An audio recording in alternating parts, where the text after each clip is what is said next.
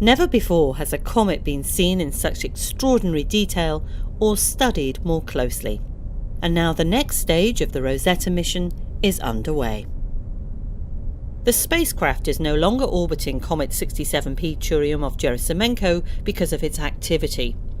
Instead, it's performing flybys, and one brought Rosetta to its closest ever encounter, just 6 kilometers from the surface. What we will be doing will be alternating far flybys, so maybe 50 kilometers or so with relatively low speed, with close flybys with higher speed. And with this different flight condition, we will hope to be able to explore completely the environment of the comet.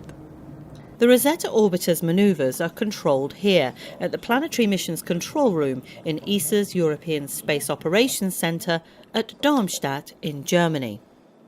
We already know a lot about the comet, including the exact signature of hydrogen present in its water, which indicated it was not the same as water on Earth.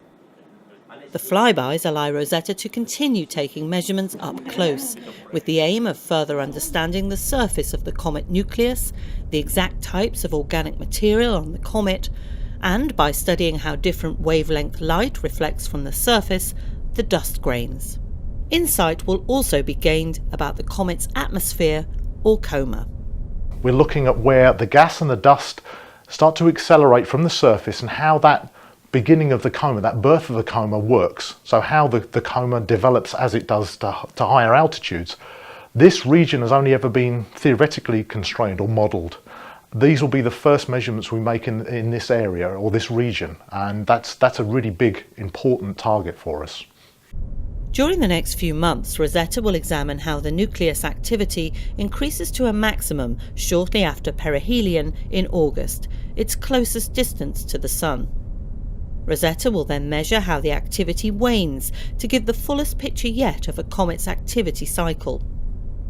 Even the unexpected series of bounces after Philae's descent and landing in November had a positive side, as uniquely they gave scientists multiple points of data from different parts of the comet's surface. Philae is currently in hibernation, its whereabouts unknown.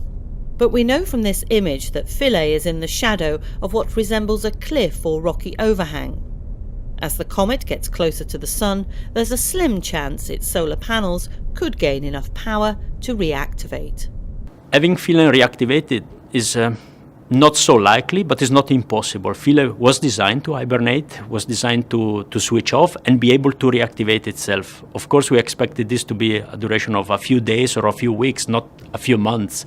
But okay, we will see. Maybe we are lucky and the units have survived these months and will reactivate in June, July.